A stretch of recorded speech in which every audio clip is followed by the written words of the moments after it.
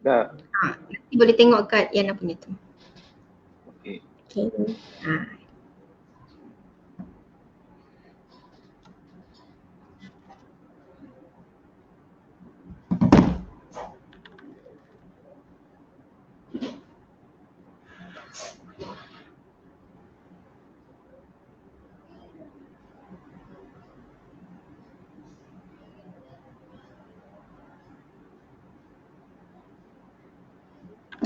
Okay.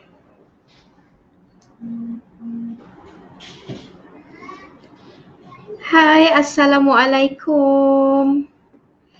Apa khabar semua? Nampaknya lama tak live kan dalam Kepoci Talk Liana Zakaria. So now I'm back. Okay, untuk malam ni tajuk Kepoci Talk kita adalah pembudayaan semangat kesukarelawan, rela atau terpaksa.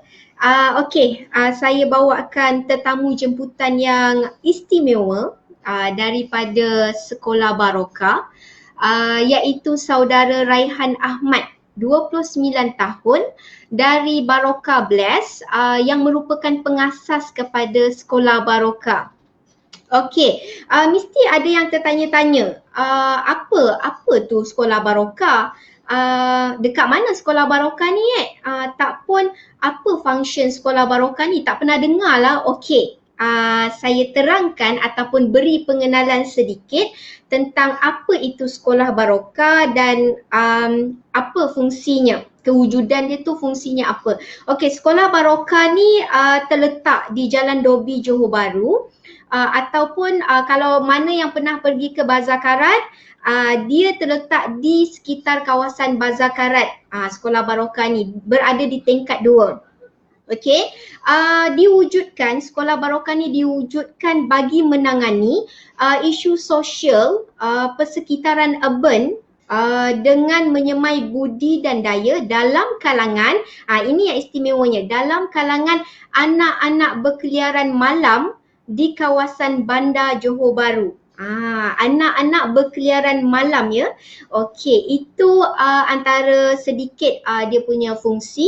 Okey, sedikit saya dah kenalkan tentang pengasasnya, saudara Raihan, dan juga apa itu Sekolah Baroka serta fungsi kewujudannya. Okey, baiklah, bercerita tentang semangat kesukarelawan seperti yang saya sedia maklum. Okey, hai Raihan, apa khabar? Alhamdulillah. Okey, terima kasih sudi live dengan Yana malam ni. Okey, kita sambung. Seperti yang saya sedia maklum bahawa Raihan ni sangat aktif dengan kerja-kerja amal dan kebajikan, terutama dalam kalangan kanak-kanak di persekitaran pusat Bandaraya Johor Bahru. Okey, dan juga kawasan pedalaman orang asli yang banyak menyentuh isu sosial serta pendidikan dalam kalangan mereka ni. Okey, aktiviti kesukarelawan dijalankan, kalau tidak silap saya, macam yang saya kata tadi, di bawah Sekolah Baroka yang merupakan inisiatif di bawah kelolaan Baroka Bless sejak tahun 2017 lagi. Betul ke? Okey. Satu je yang saya nak kata tahniah, sebab bagi saya Sekolah Baroka dan juga apa yang dibuat oleh Baroka Bless ni merupakan satu inisiatif yang sangat hebat dan luar biasa. Okey, daripada generasi belia macam awak ni.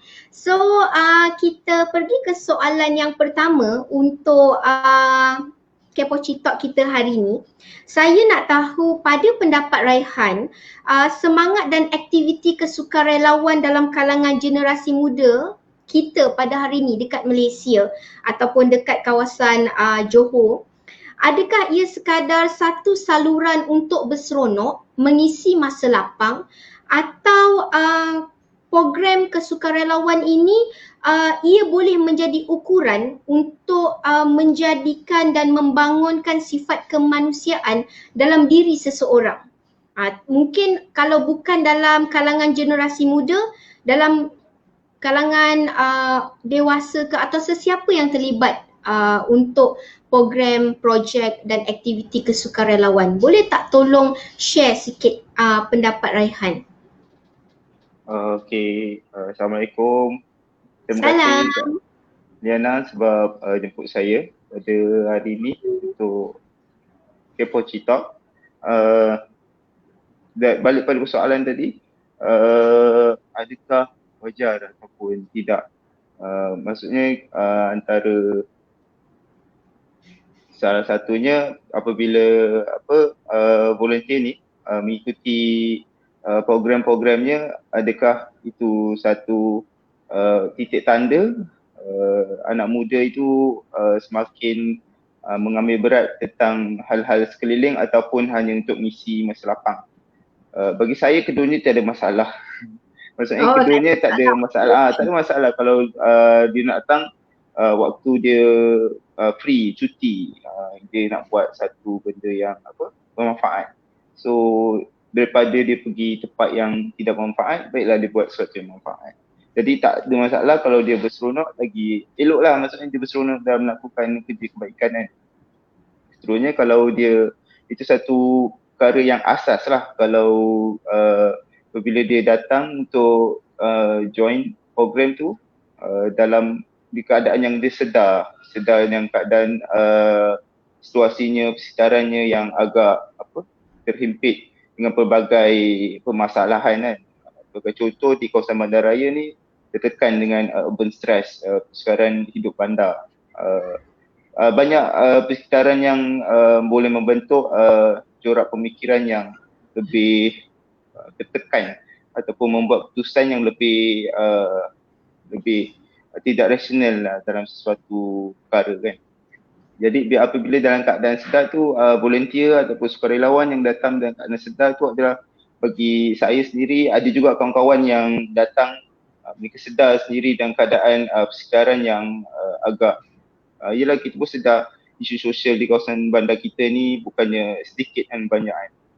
Dan dia dah terjadi bertahun-tahun lama. Jadi apabila dia datang dan menyertai program tu dengan keadaan sedar, bagi saya tu ada sesuatu yang bagus lah, sesuatu yang perlu diteruskan.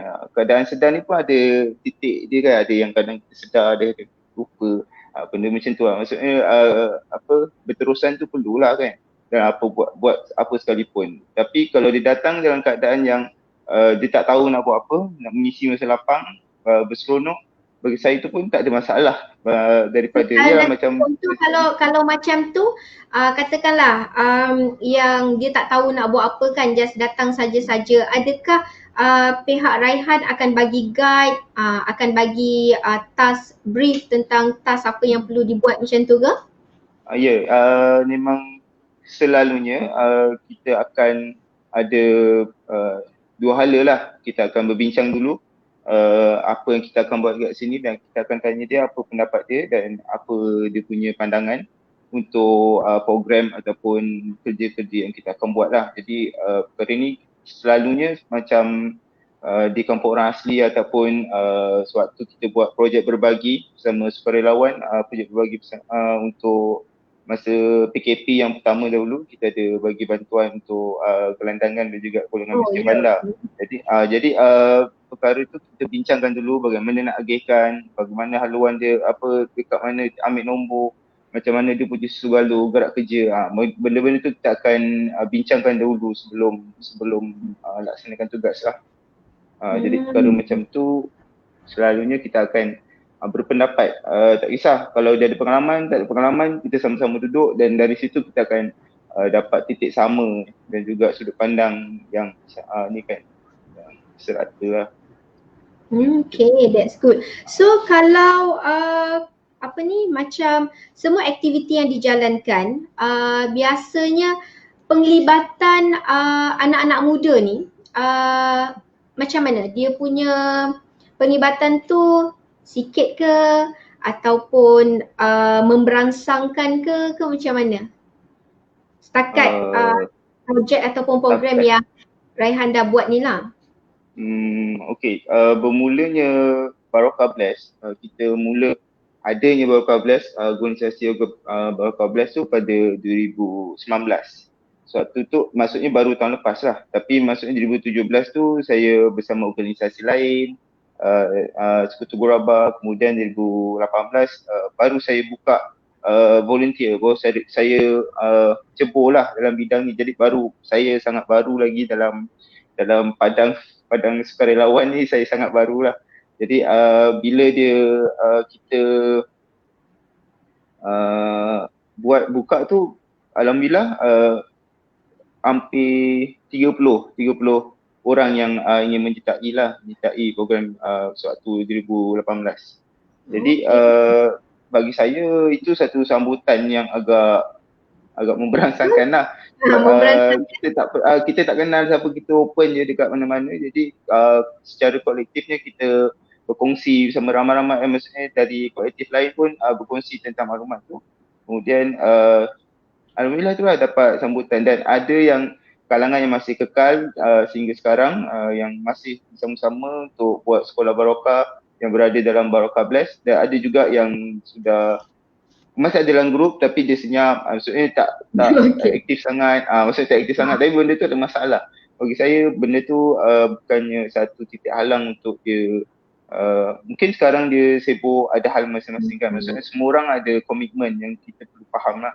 Maksudnya kita pun buat secara sukarelawan kan. Tapi itulah, datang, dia ada dua perbezaan lah, antara yang datang secara sedap ataupun datang saja untuk mengisi masa kosong kan. Benda tu juga memberi kesan lah, memberi kesan dalam gerakan kerja. Okay, that's good. So kita nampak lah ya, maksudnya generasi muda ni kalau terlibat dalam aktiviti kesukarelawan, tak salah, betul tak? Tak salah kalau dia anggap program ataupun aktiviti kesukarelawan ni untuk mengisi masa lapang, asalkan dia tahu hala tuju apa program yang dibuat tu. Okay, so seterusnya, saya ada dengar yang bahawa Raihan ada buat satu inisiatif baru dan menjalankan satu projek berkaitan dengan aktiviti kesukarelawan ni dalam kalangan kanak-kanak perkampungan orang asli Seletar, kalau tak silap saya. Betul ke? Seletar. Okey, projek tersebut dinamakan Inisiatif Pendidikan Tanam Tumbuh. Okey, tanam tumbuh. Saya pun tertanya-tanya juga masa saya ada lihat berkaitan dengan projek tersebut, apa tanam tumbuh ni kan? Adakah nak buat proses macam aktiviti menanam berkaitan dengan alam sekitar ke apa? So jika tak keberatan, boleh ke Raihan kongsi serba sedikit berkaitan tentang inisiatif ni dan apa implikasi, apa kesan jangka masa panjang ke pendek ke projek ni dalam kalangan kelompok, dalam kelompok sasaran ni lah for the future?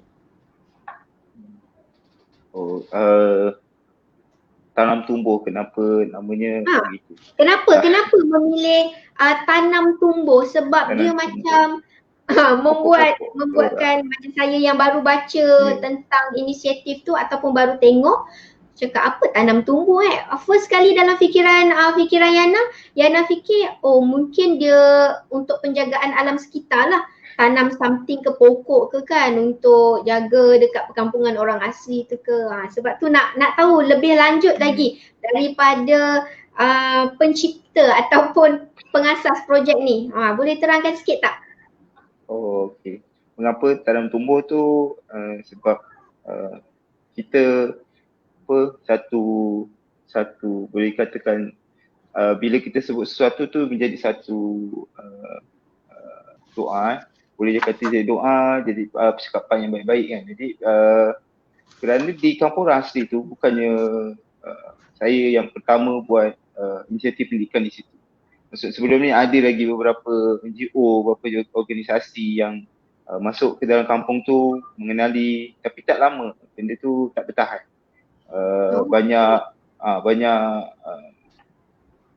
Banyaklah dia punya cabaran dia nak menghadapi anak-anak di situ kan.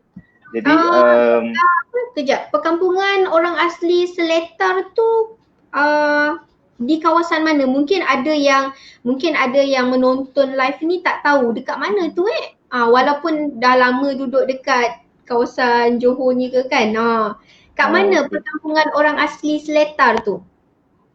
Di perkampungan orang asli Bakar Batu. Oh, dekat area Ah, Bakar Batu. tu. Okey, betul kan, dah sengit dah kepala. Alamak. Ada orang call lah tadi. Sekejap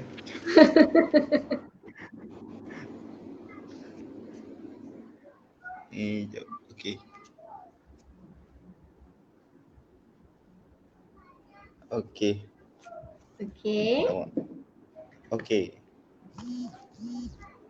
Okey. Perkampungan orang asli Bakar Batu. Maaf ya. Tadi berhenti dekat kawasan Bakar Batu. Kawasan orang asli kampung dia terletak di kampung orang asli Bakar Batu di Peling. Okey. Masuk laluannya tu dari Peling, masuk daripada Sutera kemudian terus sampai ke hujung. Jadi kalau kita masuk ke kawasan tu dia akan berhadapan dengan kita akan lalu rumah-rumah yang agak besar, kawasan rumah-rumah yang elit lah, kawasan rumah elit. Lepas tu kemudian ada kampung sampai ke hujung. Lepas tu dia bahagian hujung sekali. Dia ada perkampungan orang Melayu juga di situ tapi dia bahagian hujung sekali. Di kawasan muaranya yang ada di sungai. Kemudian kenapa dalam tumbuh tu kerana kita meletakkan metafor lah kita secara kiasnya adalah suatu inisiatif untuk kita mendidik dan juga membangun. Maksudnya dalam kita mendidik tu kita seumpamanya menanam minat untuk anak-anak ni belajar. Sebab kebanyakan mereka ni tidak bersekolah. Ramai yang tidak bersekolah dan tidak mahu belajar, tak nak belajar. Jadi dia tak merasakan kepentingan belajar tu penting untuk mereka kan. Benda tu kesedaran tu kurang untuk dalam kalangan masyarakat tu lah. Termasuk ibu bapanya pun kurang kesedaran betapa pentingnya untuk membaca, untuk pandai baca, untuk pandai tulis, untuk pandai kira. Perkara ni agak pelik sebab kita berada di kawasan dia pun berada di kawasan bandar yang agak dekat lah, yang memang bukannya jauh sangat kan, dan dia pun terhimpit dengan persekitaran pembangunan kan. Tapi itulah kepesatan pembangunan tu lebih cepat dari pendidikan.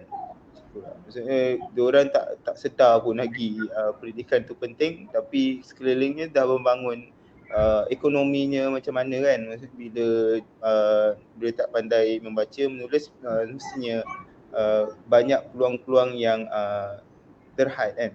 Ada limitasi dari sudut kalau kita tak boleh baca macam mana kita nak nak kerja, nak buat sesuatu, nak berkembang. Maksudnya kalau kita tak boleh menulis macam mana kan. Maksudnya benda tu sangat memberi kesan lah, dan benda ni dah bergenerasi.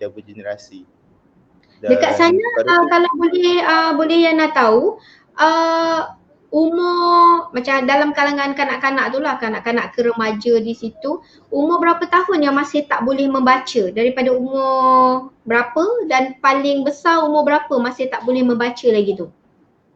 Tok Batin ni pun tak boleh baca. Tok Batin tak boleh nak buat apa lah. Jadi Tok Batin pun sedar, perkara ni Tok Batin sedar yang membaca tu perlu. Dan bila dia mencari dia kata kalau nak cari pengganti aku cari orang yang pandai baca. Dia tahu kepentingan tu. Dia sendiri ada minta tolong lah untuk mengajar kat situ kan. Tunjuk ajarlah macam mana cara sekalipun lah, sebab kat situ anak-anak ni degil. Tapi dari sudut lain mereka ni manja juga. Maksudnya ada kena cara yang sesuai lah untuk dekati diorang ni. Maksud anak-anak ni dia berbeza dengan anak-anak di bandar. Yang saya sedang perhatikan ni adalah antara dua isu kanak-kanak di kawasan Johor Bahru, di bandar dan juga di kawasan perkampungan. Jadi dua kalangan anak-anak ni sangat berbeza dari sudut kelaksakan dia, kemandirian, cara dia berfikir, kepimpinannya sangat berbeza. Cara dia bergaul, bergurau, dan bagi saya tu satu perkara yang baik lah, sebab kita boleh boleh melihat dua isu yang jauh Berbeza. jarak kan, berbeza walaupun dalam satu kawasan yang sama, dalam satu postcode. Maksudnya dalam satu daerah lah kan, satu daerah. Betul. Itu tak jauh beza lah. Tapi bila kita dekati tu, anak-anak di kampung orang asli ni lebih sikap independen dia kuat. Maksudnya kalau dia angkat berat dia kena tolong, dia tak nak. Dia akan lebih lepas tu kecil-kecil lagi dah cari duit, maksud dah bekerja dengan cari hasil laut, dah jual ketam, umur 14-15 dah jual ketam. Maksudnya bila dia tak sekolah tu memang dia seumur hayat dia akan menghadap ke laut kan, maksud mencari siput, neng, cari dan dari situ juga, dari program ni juga kita lebih mengenali lah apakah budaya Melayu Proto. Yang orang asli ni suku Seretan dia dalam kategori Melayu Proto. Masa kita ni Melayu Dotro kan, kita kedua. Mereka ni suku yang pertama ada mendiami tanah ni. Jadi perkara tu sangat tak adil lah untuk mereka kan. Maksudnya satu golongan yang, satu masyarakat adat, masyarakat yang lebih senior dari kita, tapi kita Tapi tinggalkan dia. kejiwaan tu tak ada. Maksudnya memang saya tak salahkan mana-mana pihak kan, maksudnya untuk kerajaan ke apa-apa ke, tak ada. Sebab mereka memang dah sediakan siap sediakan van untuk pergi sekolah, pergi baju, sediakan baju, bantuan. Tapi mereka memang tak nak. Sikap tu yang kita tengah tangani sekarang ni, yang tengah hadapi. Macam mana nak tarik minat untuk budak-budak yang tak nak sekolah ni. Maksudnya tak nak belajar, dia tak tahu apa kepentingannya. Maksudnya. Tapi sekarang ni kita mula, alhamdulillah lah, selama daripada September yang lepas, sekarang dah bulan 1, last minggu lepas, minggu ni lah, hari Selasa lepas, last pergi, memang dah nampak lah progress dia, yang mana yang tak boleh tulis tu dah boleh pegang pensel lah, at least dah boleh pegang pensel. Sebab yang umur dah 8 tahun, 7 tahun, ada yang 10 tahun yang masih tak boleh menulis, ada yang lagi besar pun ada. Cuma kita jumpa tak jumpa je lah. Maksudnya dia nak ikut tak ikut. Memang ada possibility yang lebih mencontoh umur 20, 21 tak boleh tulis, tak boleh baca, tu ada. Mengira tapi mereka memang minat mengira lah. Matematik orang agak lebih suka subjek matematik. So kalau katakan proses pembelajaran di sana, sebab tadi Raihan katakan macam nak ajar membaca, menulis semua tu, adakah satu macam Raihan wujudkan satu task force ke ataupun satu team untuk pergi ke sana mengajar, sebab diorang ni bukan seorang dua kan, kanak-kanak yang perlu diajar dari aspek membaca, menulis ni, mereka pun ada berapa ramai agak-agaknya di sana? Selalu yang ikut lah, yang anak-anaknya tu ramai 40 lebih, tapi yang selalu ikut ada 15, 20 macam tu lah. Oh okey, so agak ramai lah. 4 orang pun tengok hari lah, ada yang kadang 5 orang, 4 orang, tapi kita ikut je lah kan maksudnya. Tapi kalau dalam ada tim ke? Ada tim yang mengajar ke atau macam mana? Ke Raihan seorang saja yang pergi ke sana ke? Pada awalnya memang kebanyakannya seorang, sebab kita nak ada bonding dulu, nak kenal. Kita sekarang dalam fasa pemerhatian. Tanam tumbuh ni seorang sajalah yang pergi. Sekejap, sabar. Tanam tumbuh ni, dalam tanam tumbuh juga ada kerjasama dengan UTM dari Fakulti Sosiologi dan Kemanusiaan.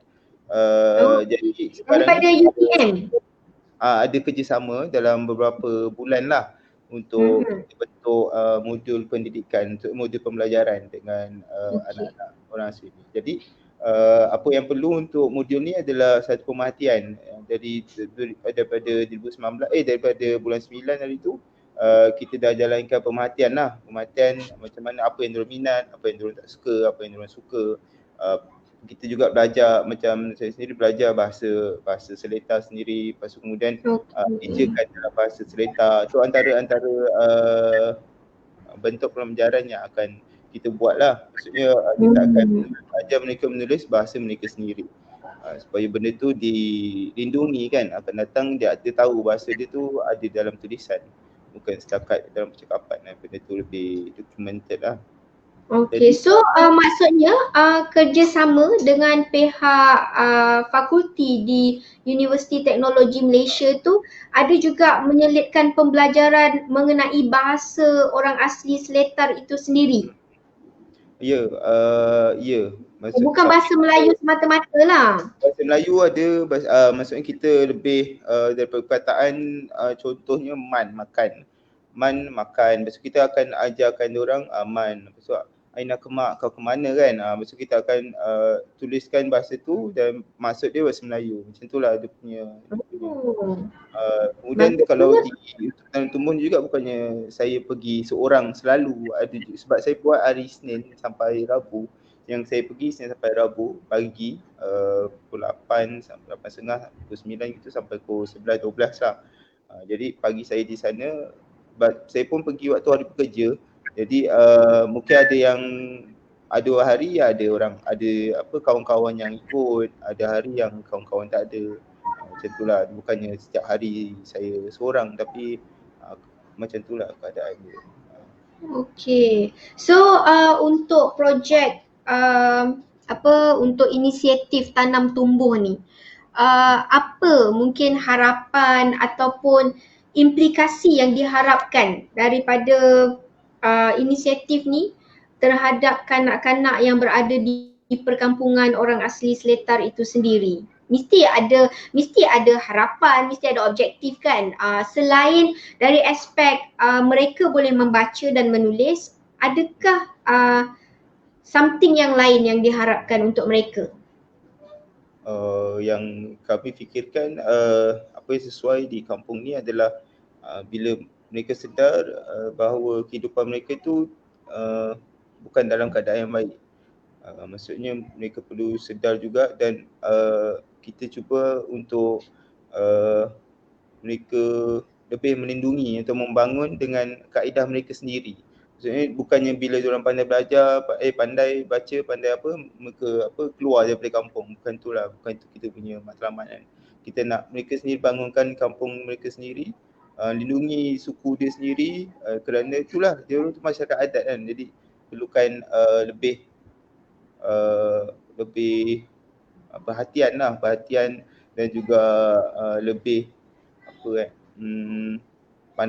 pendapat dan idea macam mana kita nak ubah sudut kehidupan mereka ni kan. Sebab itulah, mereka sendiri pun tak rasa pendidikan tu penting kan. Jadi dari situ pun kita dapat nampak yang suku masyarakat Seletar ni perlukan dorongan lah kan.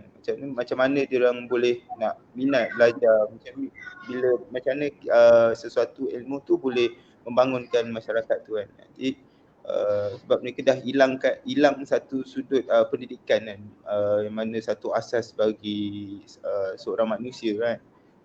Manusia tu survive dan suku kaum tu terus hidup, diperlukan pendidikan lah kan. Macam tu lah, untuk dia melindungi, untuk dia bertahan kampung dia, laut dia, air dia, tanah dia, macam tu lah.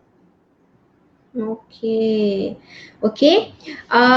Sangat baik inisiatif yang dibuat dan perkongsian serta kupasan cerita tadi pun daripada Raihan bagus bagi saya.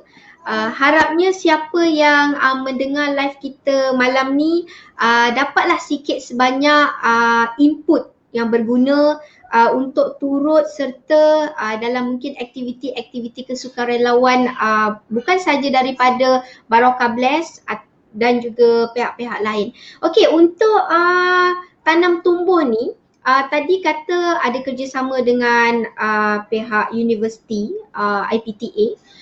adakah dibuka untuk sesiapa di luar sana yang ingin turut serta menjayakan inisiatif ini? Kalau katakan ada orang cakap, alamak saya pun nak join jugalah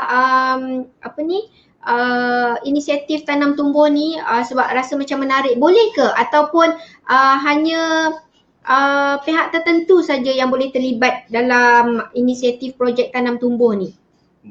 Oh, ya, kita memang mengalukan mana-mana anak muda ataupun siapa-siapa yang berminat untuk memberi tenaga, pendapat dan juga masa dalam melihat isu pendidikan di kawasan persekitaran kita. Jadi kalau siapa yang minat tu boleh je DM dekat IG ke, dekat Facebook ke, kan kita akan masukkan dalam grup Sekolah Barakah dan juga Tanam Tumbuh lah. Kita ada satu grup dalam grup WhatsApp yang mana dalam tu apa-apa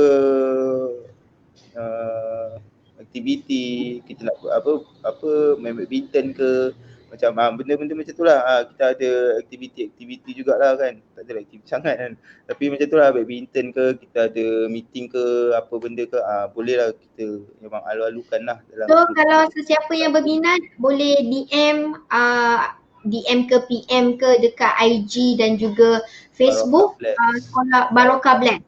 Sekolah Barakah dan Barakah Blast, Tanam Tumbuh, semua boleh. Okey. Oh, itu salurannya ya untuk sesiapa yang berminat di luar sana untuk jadi sukarelawan membantu projek inisiatif tanam tumbuh perkampungan orang asli Seletar, bolehlah pergi ke Facebook dan juga Instagram Sekolah Barakah dan juga Barakah Blast. Okey Raihan, seperti yang kita sedia maklumkan, tak ramai sebenarnya orang yang rela untuk turut serta ataupun terlibat dalam aktiviti kesukarelawan ni, yang rela untuk membantu insan-insan yang memerlukan di luar sana, sebab mungkin kekangannya dari aspek masa, keuangan, tenaga dan juga minat.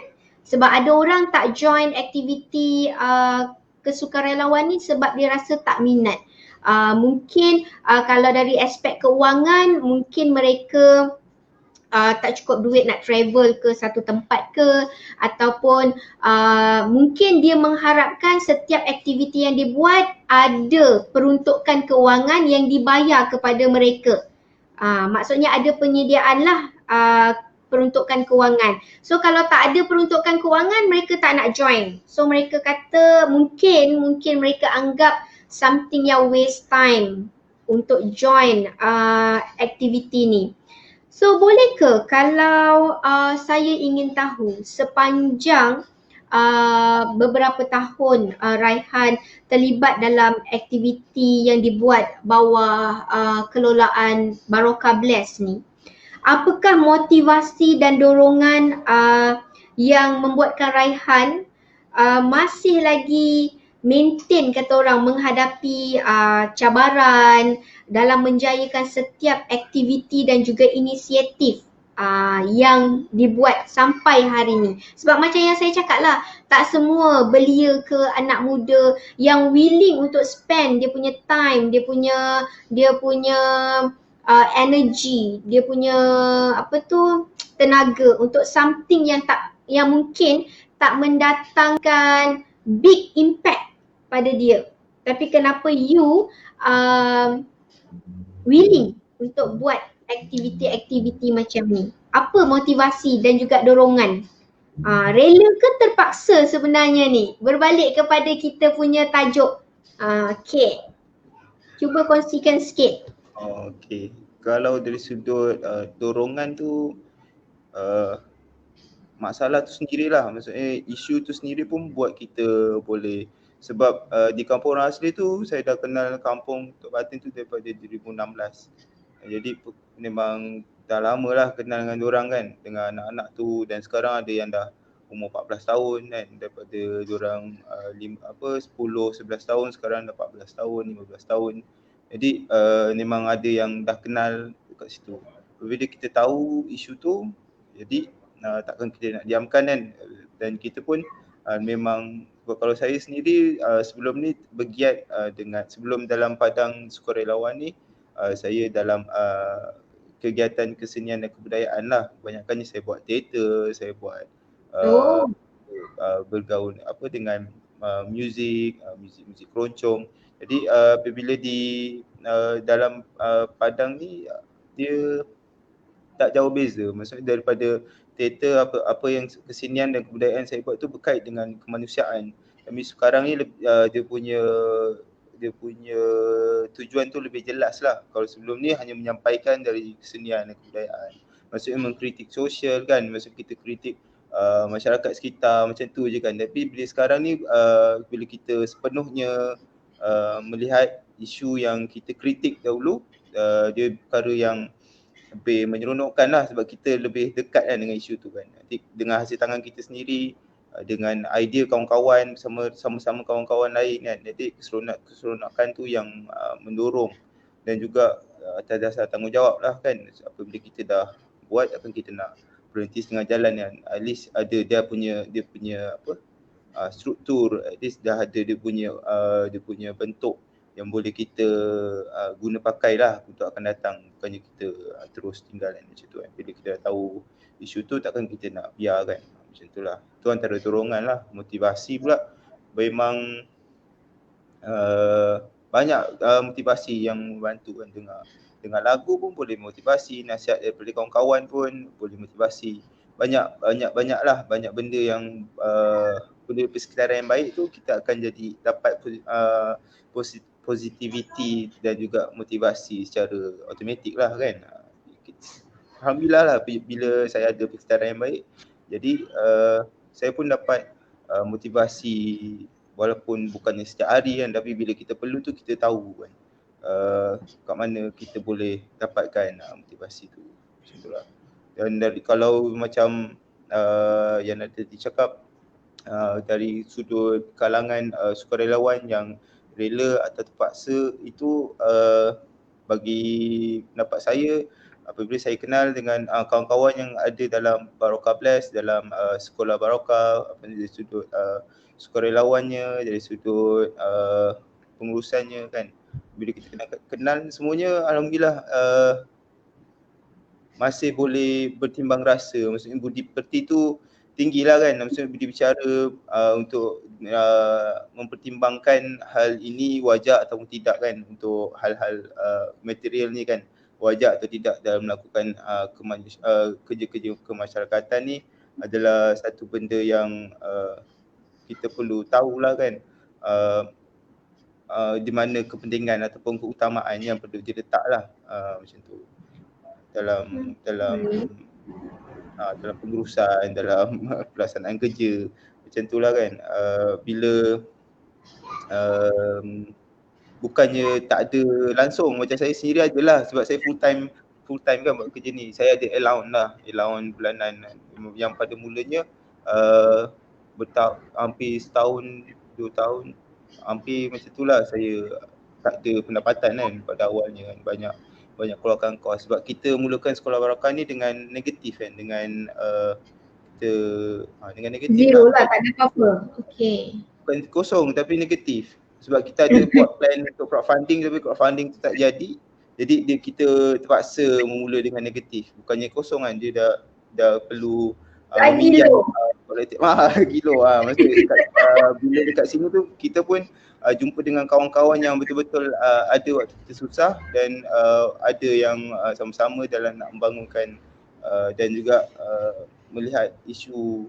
Maksudnya kebaikan tu dekat hati semua orang tu ada kan, cuma berbezanya jumlahnya sedikit atau banyak kan. Dan macam mana nak mengekalkan tu ikut tips masing-masing lah yang boleh kekalkan kan, macam tu lah. Okey. Sangat macam terinspirasi bila bercakap tentang itulah kesukarelawan.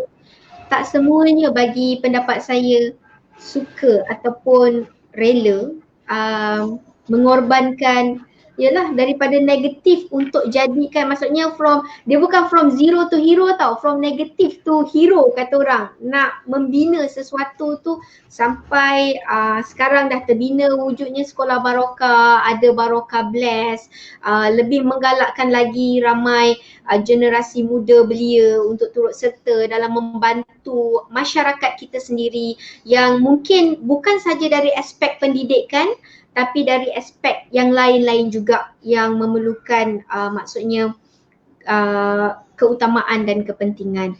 So terima kasih banyak Raihan sebab sudi luangkan masa bersama Yana malam ni dengan perkongsian ilmu, cerita dan juga pengalaman yang sangat berguna, yang sangat baik, yang mungkin apa yang kita cerita ataupun kongsikan malam ni boleh jadi manfaat kepada sesiapa saja yang mendengar di luar sana ataupun live ni malam ni. So kepada sesiapa yang menonton untuk jadi sukarelawan, bolehlah kontak saudara Raihan di bawah Baroka Bless ataupun Sekolah Baroka. Apa dia? DM atau PM. DM atau PM Sekolah Baroka ataupun Baroka Bless, betul? Ya, betul. Okey. So mungkin daripada situ sesiapa yang belum lagi pernah join apa-apa aktiviti yang melibatkan kesukarelawan boleh tahu ataupun merasa satu pengalaman yang manis, pahit ke masin masam ke untuk program-program dan juga aktiviti yang dijalankan untuk membantu masyarakat ataupun komuniti kita yang sebenarnya ada ramai lagi yang memerlukan bantuan-bantuan daripada kita yang mungkin selesa hari ni, yang mungkin kita rasa tak ada apa-apa kekurangan dari segi mungkin pendidikan, keuangan dan juga lain-lain, tapi ada komuniti dan juga ada kelompok yang tak merasa apa yang kita rasa. Mungkin kita boleh sumbangkan sikit tenaga kita, kita punya masa, kita punya perhatian untuk membantu mereka ni. So bolehlah pergi ke saluran yang betul di Sekolah Baroka ataupun Baroka Bless. Okay, so insya-Allah kita harap perkongsian malam ni dapat beri manfaat kepada sesiapa yang mendengar, dan next week kita akan bersiaran lagi dengan Kepoci Talk Yana Zakaria dengan tajuk yang lebih menarik dan juga tetamu jemputan yang lain. Okey, sebelum kita end live malam ni, untuk sesiapa yang dari aspek pendidikan di luar sana di musim-musim COVID-19 ni, kalau memerlukan perkhidmatan tuition, sebab kita tahu pembelajaran sepanjang COVID ni di sekolah dia agak terhad dan sekolah pun masih belum dibuka lagi, dan kalau ada ibu bapa yang gundah gulana, risau anak-anak mereka banyak ketinggalan dalam pelajaran, tak tahu macam mana nak selesaikan kekusutan, anak-anak ni dah banyak dah lupa sebab honeymoon cuti COVID-19 ni terlalu lama kan. So bolehlah pergi kita jenguk-jenguk sikitlah ke Facebook ataupun Instagram Millennia Tuition. Dekat situ kita ada menyediakan beberapa package bantuan untuk pembelajaran terhadap pelajar-pelajar sekolah rendah, sekolah menengah dan juga prasekolah untuk membaca, menulis dan sebagainya. Bolehlah pergi ke Millennia Tuition Facebook dan juga Instagram. Serta kalau nak tahu aktiviti-aktiviti yang menarik untuk collaboration beberapa program dengan entiti luar, boleh pergi ke Facebook dan juga Instagram Anak Johor Event. Dekat situ kita ada berkolaborasi dengan beberapa syarikat untuk menawarkan program-program yang menarik, tertarik, lagi debong, okay, dengan tawaran yuran yang lebih rendah. So sekali lagi terima kasih Raihan kerana sudi menemani Yana malam ni live bersama, dan Yana doakan Semoga niat dan aktiviti murni yang telah dijalankan oleh Raihan Sekolah Barokah dan juga Barokah Bless dipermudahkan demi pembangunan anak bangsa kita, dan bolehlah dikatakan awak ni sebagai apa orang kata unsung hero. Okey, dan saya harapkan setiap perancangan yang dibuat berjaya dan dipermudahkan. Okey, harap tak serik terima invitation Yana malam ni dan insya-Allah kita berjumpa lagi. InsyaAllah. Terima kasih jumpa ya. Okey, bye. Assalamualaikum. Salam.